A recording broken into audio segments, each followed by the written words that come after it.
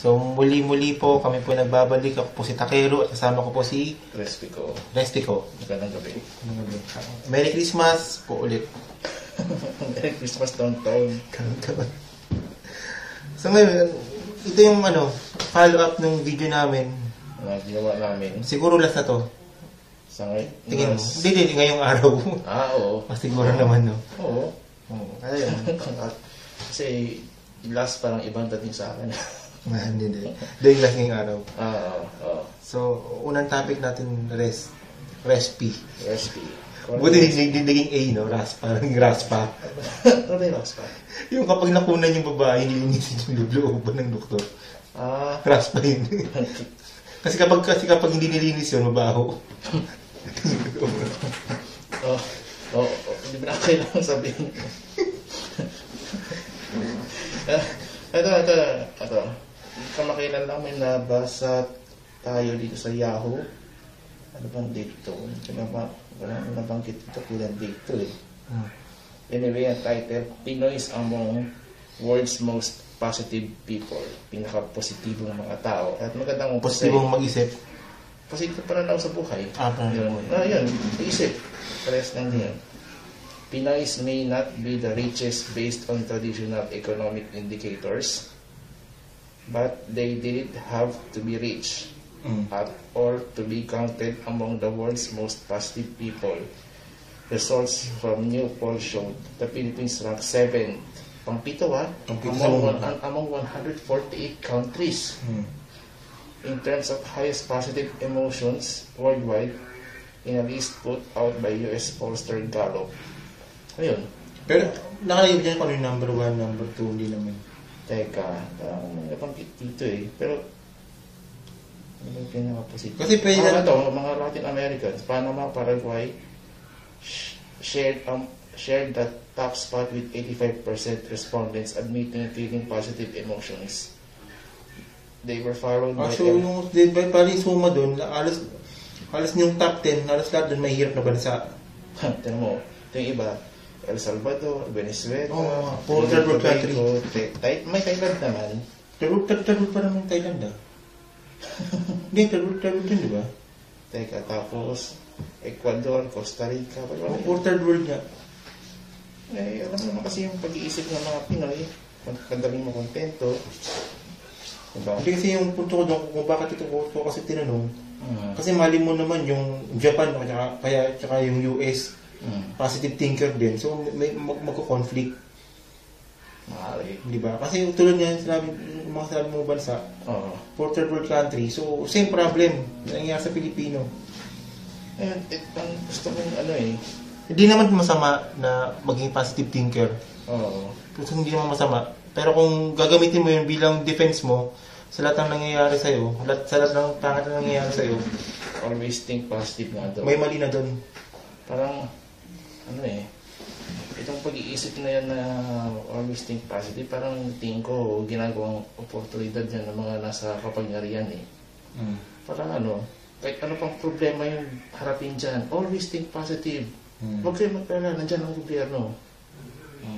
Tulad example, yung kapag binaha ka na, kung binaha ka ng 10 times, 20 times isang taon, dapat hindi ka na mag-think positive dun eh. Dapat gumawa ka na ng solusyon eh. Pag-think critical ka na eh. Kasi kunwari, taon-taon na lang, ilang beses kang binabaha.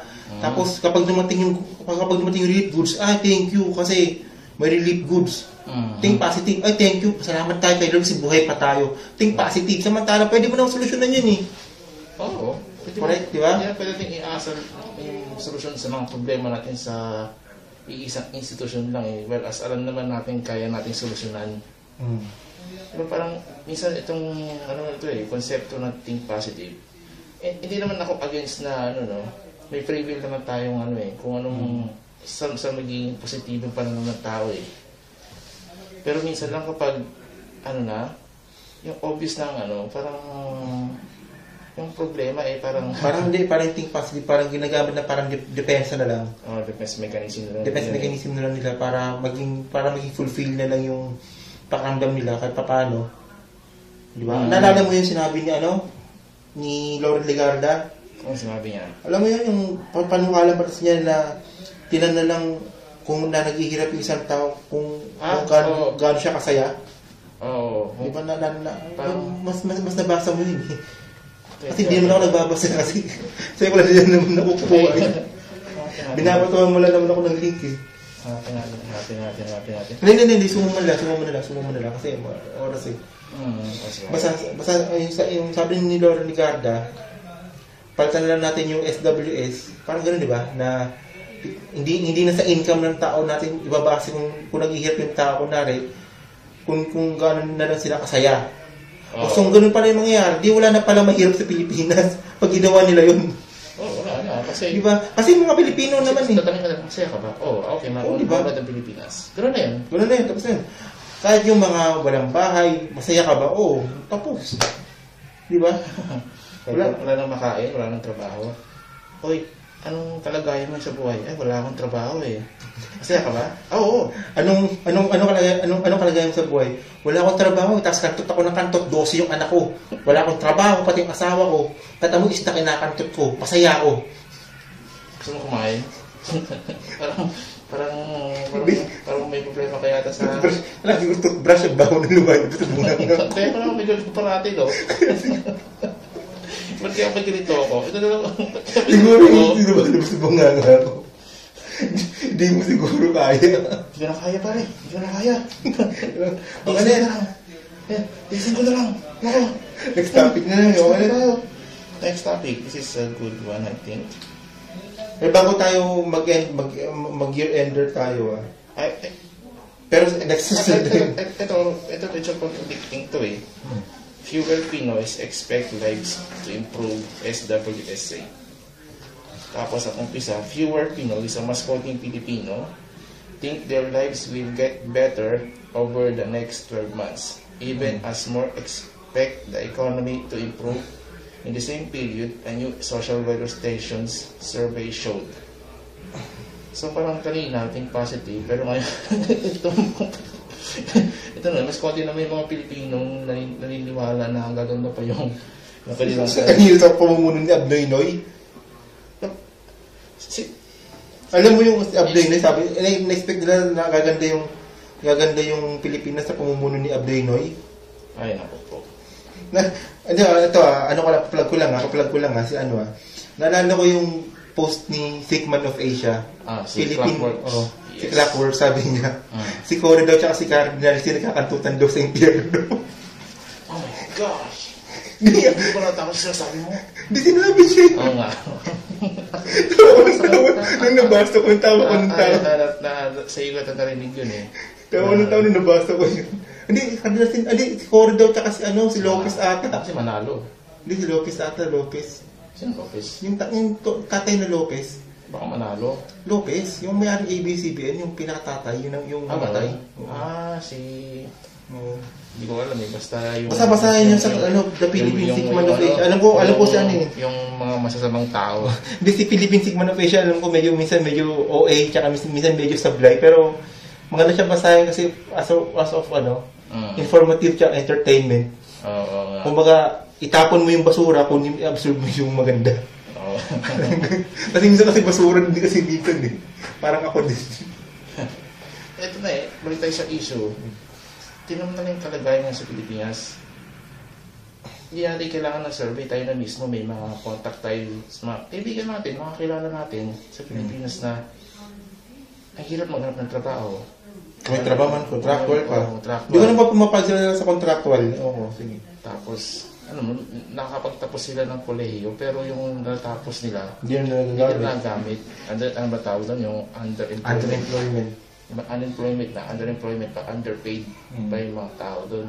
So, kasi yung kasi doon, di ba Respico, nung nagbakasyon tayo sa Pilipinas, siguro ako kasi 2 months ako nagbakasyon doon, sinabi ko, kapag natagal ako dito, matutulog din ako sa mentalidad ko sa mga Pilipino. Nakatutok na lang sa mga telepono. Oo, ganun din eh. Kasi hindi mo mararamdaman na naghihirap hanggat di ka umaalis ng Pilipinas.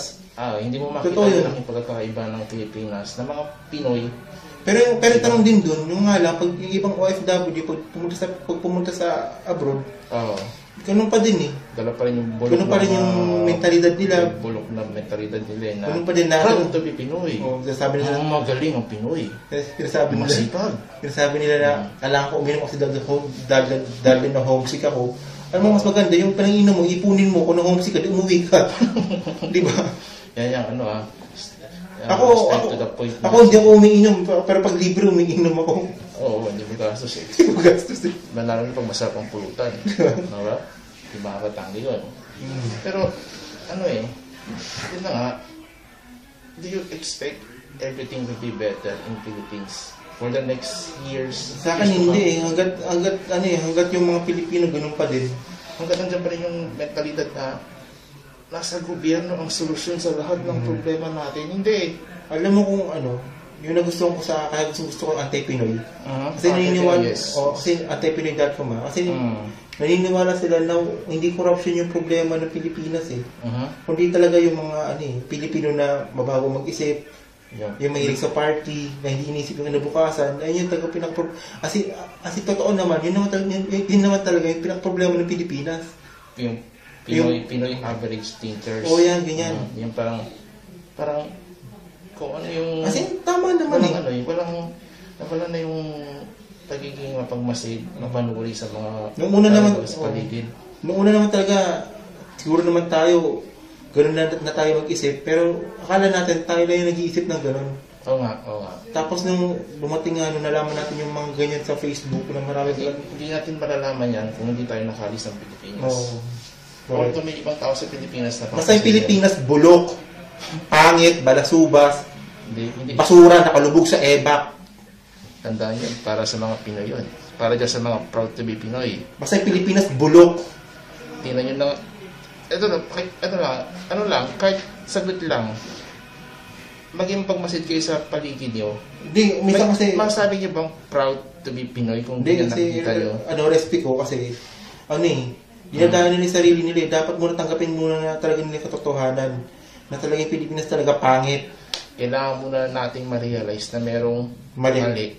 Ma-realize natin na bakit ganito ang Pilipinas kumpara sa ibang... Hindi yung tatanga-tanga sila. Oo. Hindi yung bobo. Hindi yung utak... Taka yung puro... Hindi naman masama mag-party-party, di ba? Hindi. Okay lang. Hindi pa yun. Pero karapatan mo yun eh. Pero kung puro party lang nasa isip mo, lalo na pag puro na lang iasa mo sa ibang tao pagpa-party, lalo na pag may dumating na balikbayan sa lugar nyo, uy, magpainom ka naman. Sige na, nagkaunin ko abroad eh. Kami nga dito, wala. Ako nung nag-abroad daw, tinaguan ko sila. Tama yun. Hindi mali yan, tama yun. Hindi mali yun. Sabi ko, pag ako nasa Pilipinas ako, low profile lang ako eh. Hindi na nagpapapansin eh. Ay, ba oras natin? 2 minutes. 2 minutes, kaya pa yan.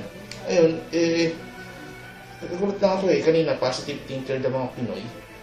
Pero ngayon, hindi sila umaasa na magiging mas maganda ang takbo ng Pilipinas sa mga susunod na buwan or maybe taon. Pamumuhay ni Pinoy. Sa parang, ito yan, kahit sino pa yun dyan eh. Hanggang nandiyan yung paniniwala na sabi nila makakasa tayo sa gobyerno, wala eh. Ano mo bang kaingatnan natin? Sa tingin nyo ba yung pamumuhay natin ngayon mag-i-improve ba yan kung yung paniniwala natin ay ganito pa rin? Wala pagbabago. Every 3 years na lang boto tayo ng boto. 3 years yan, every 3 years. Tapos every week ulit tayo ng ulit na sinasabi. Oo. Hindi, yun nga eh. Parang... last 1 minute. Okay. So, election na naman next year. Kaya ito hinala ko sa mga kababayan natin sa Compostela Valley na nabiktima ng Bagyong Pablo. Ako hinala ko, yung mga politiko na yan, i-extend nila yung paghihirap ng tao hanggang next year.